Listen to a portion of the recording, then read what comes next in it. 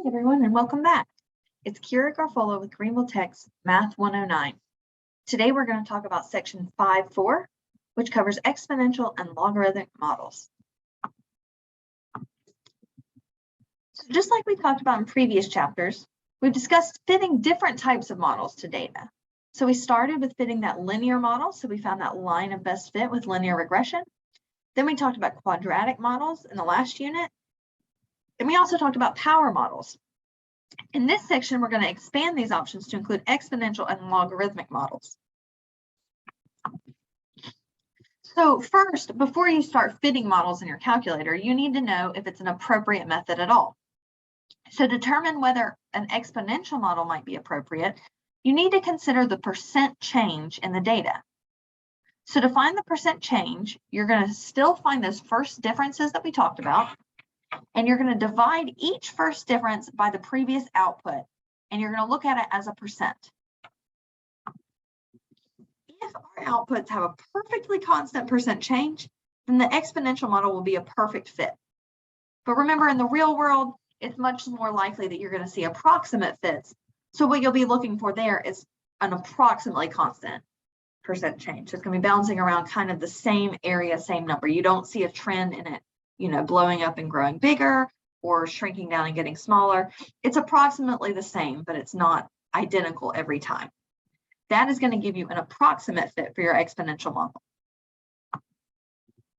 So let's look at an example to help that make sense.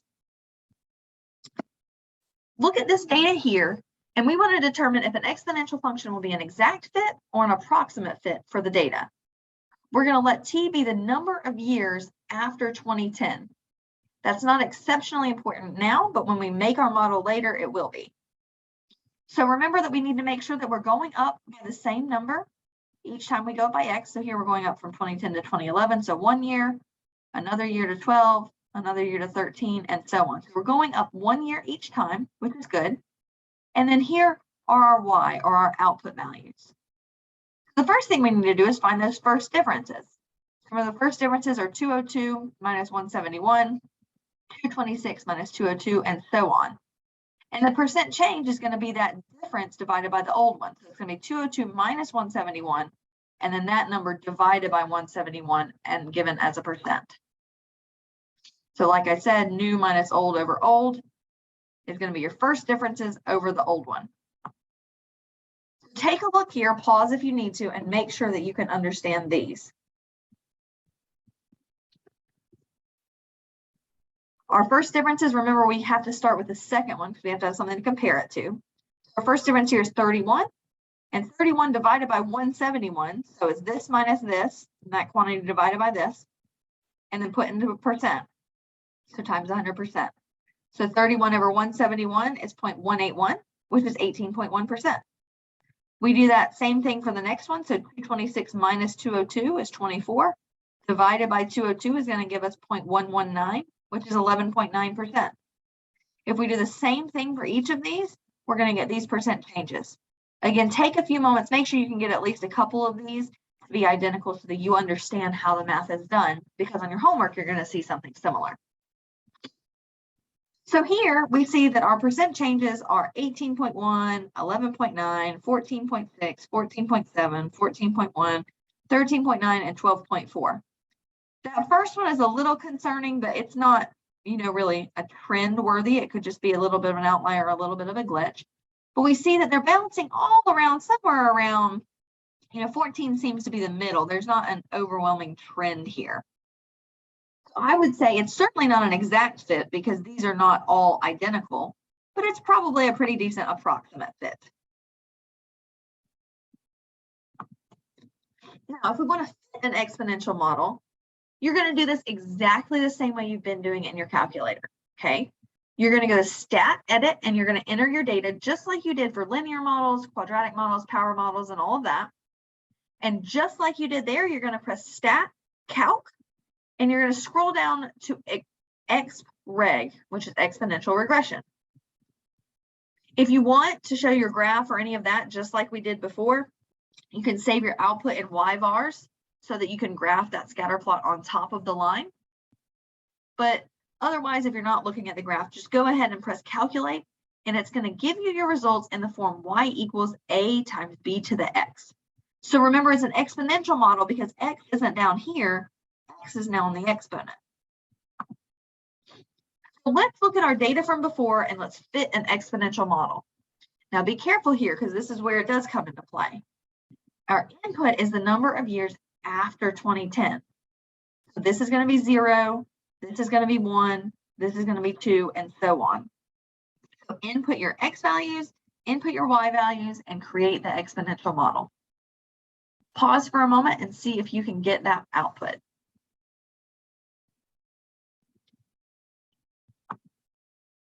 Once you get your input, it's going to look like this. Here's your x values, here's your y values. And then you're going to get a stat. You're going to scroll over to edit, and you're going to scroll down to x greg, and you're going to run that analysis. And here it is. It's going to give you your results as a times b to the x, where a is 173.997, b is 1.1414, and here's our fit information. So if we make our model here, we have y equals, this is a, this is b to the t. We use t here for time, but that's the same thing as x. Remember, it's just your input variable. If you didn't get this, make sure that you take a moment and you are able to get it, because you're going to be doing these on your homework, and you're probably going to be doing this on the test or a project. Now, if we know that a set of data has a constant range of change, so it's written as a decimal, and it has an initial value of a, we can model all that data by the exponential function y equals a, so y equals that initial value, times 1 plus r to the x. So as long as our values are increasing, it's a rate of growth, r will be positive. So if something's growing every 5% every year, it would be 1 plus 0.05. But if something's shrinking, we'll have a negative value for r. So if it's decreasing by 5% each year, you'd have 1 minus 0.05, okay? That would be decreasing or decay instead of growth. Let's look at an example here. The population of Greenville in 2010 was 58,409, and it has grown by about 2.24% each year since then.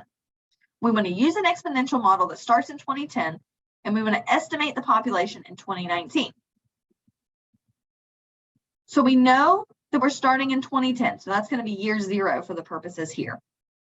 Our initial value then is what it was at that start point, which is 58,409.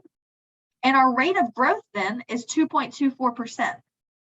The very, very important piece here is to make sure that we put 2.24% in decimal form. So 2.24% is going to be 0.0224. And now we're ready to plug it into our formula.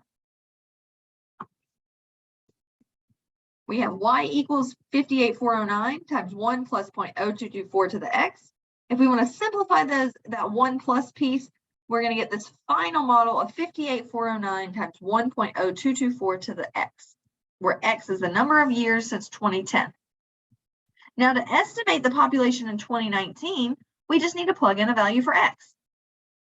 If 2010 is our starting point, then 2019 would be 9 years after that. So we're going to let x be 9 and just plug it in. If we plug that into our calculator, we're going to get 71,296 people. So that's going to be the estimated population in 2019. Take a moment, make sure that you can replicate these.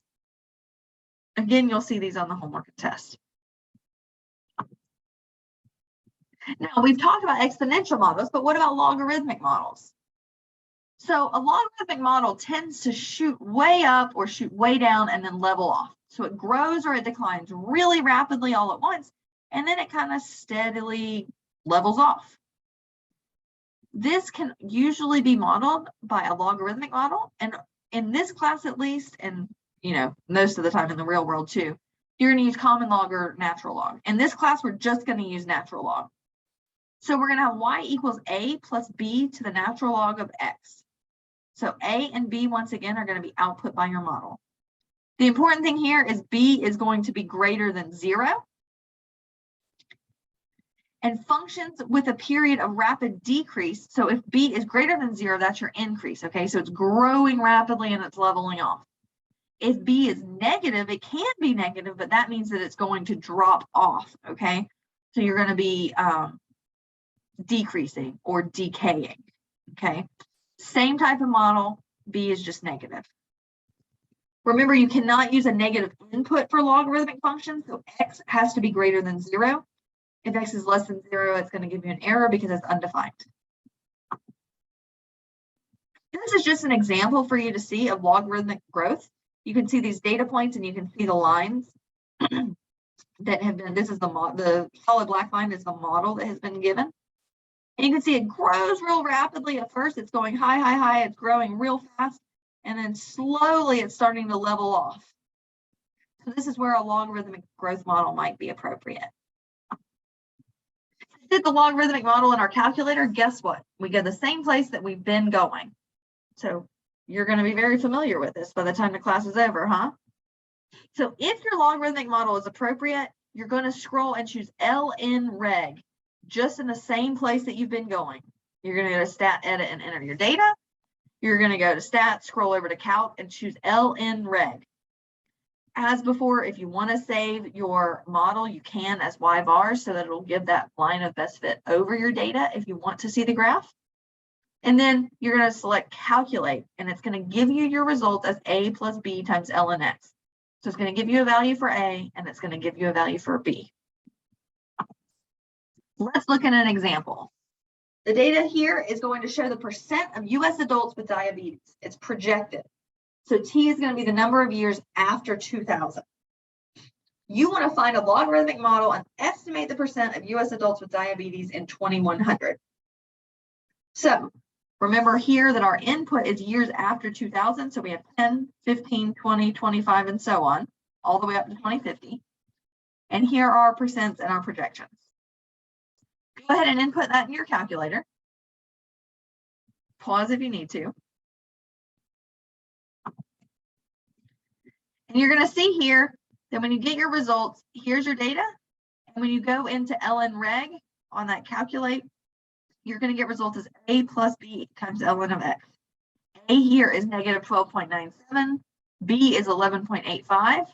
These are our model diagnostics. You're going to end up with y equals negative 12.97 plus 11.85 times ln of x. Here you can use ln of t if you wanted to use t if you were talking about time. Now, to predict what it would be in 2100, you need to consider how many years that would be after 2000. And it's 100. So you're just going to plug that in for t, plug it into your calculator, and you're going to see that your estimated amount is 41.6%. Hopefully we make some changes because that's a large proportion of the population. In conclusion, that's all we have today. We fit these models just like we did for linear, quadratic, and power models. It's just another couple models in our toolbox. Remember that if you're assessing whether an exponential model might be appropriate, you can look at the graph, and you can also look at that percent change, okay? If that percent change is roughly constant, then you're good to go. Graphs can certainly be helpful. They can help you see what's going on. And as always, practice, practice, practice. Here in this section, you're going to want to make sure that you can make an exponential model, you can make a logarithmic model. And remember, we had that, that formula that we also had for that exponential growth if we had a constant rate. Practice with both of those, and you guys should be all good to go. Thanks for tuning in, and I hope that you will join next time.